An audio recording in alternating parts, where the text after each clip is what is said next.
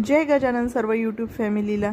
तर आज आहे सॅटरडे आणि आता दिवाळी असल्यामुळे सर्वांची साफसफाईची गडबड चालू असेलच आणि बऱ्याच जणांची झालीसुद्धा असेल। तर माझीसुद्धा ऑलमोस्ट साफसफाई संपतच आलेली आहे। तर फ्रीज राहिलेला आहे, तर म्हटलं चला आज फ्रीजची क्लिनिंग करू। पण तुम्हाला तर माहीतच आहे, मुलं सकाळी त्यांचे डबे शाळेत गेल्याशिवाय आपलं काहीच होत नाही, दुसऱ्या कामाला हातच लावणं होत नाही। तर इथं मी मुलांचे डबेच बनवत आहे। म्हटलं आता आधी मुलांचं आवरून देऊ आणि त्यानंतर आपण बाकीच्या आपल्या कामांना सुरुवात करू। तर आज मी इथं मस्त मुलांसाठी आप्पे आणि शेंगदाण्याची चटणी याचा बेत केलेला आहे। तर बरेच जण या शेंगदाण्याच्या चटणीला शेंगदाण्याचं झिरकं किंवा शेंगदाण्याची आमटी असं सुद्धा म्हणतात, पण आमच्याकडे याला आम्ही शेंगदाण्याची चटणी असंच म्हणतो।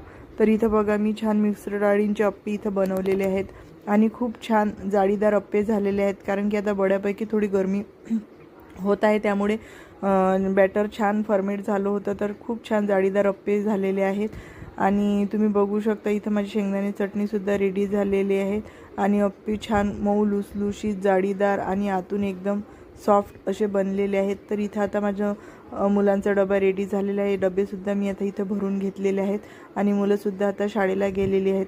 आता त्यानंतर मी इथं फ्रीज सगळं सामान काढून घेत आहे। तर हे फ्रीज जे आहे मी आता 3 ते 4 महिने आधीच नवीन विकत घेतलेला आहे। माझा जो जुना फ्रीज आहे तो मला लग्नात गिफ्ट मिळालेला होता, माझ्या मामाने दिलेला होता।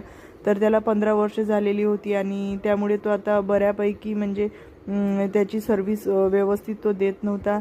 तर त्यामुळे आम्ही आता हा नवीन फ्रीज घेतलेला आहे। तर याची हे म्हणजे गोष्ट मला खूप आवडलेली आहे की याचे सर्व पार्ट आपण बाहेर काढून छान स्वच्छ धुवून पुन्हा लावू शकतो, म्हणजे छान स्वच्छ क्लीन होते। तर इथं मी सगळे पार्ट काढून घेतलेले आहेत आणि फ्रीज आधी सर्व स्वच्छ क्लीन केला आणि त्यानंतर या फ्रीजमधले हे सर्व भांडीसुद्धा मी घासून छान बाहेर बाजीवर वाळत टाकलेली आहेत आणि असं हे बाहेर अंगणात वाळू घालणं म्हणजे भांडे घासून स्वच्छ या बाजीवर ही गावाकडची पद्धत आहे आणि मला ही खूप आवडते। तर इथं 2 तासाच्या मेहनतीनंतर फायनली फ्रीजचा असा काही लुक दिसत आहे। तर तुम्ही बघू शकता छानपैकी फ्रीज एकदम स्वच्छ क्लीन झालेला आहे आणि सर्व सामान मी याच्यामध्ये व्यवस्थित लावून घेतलेलं आहे।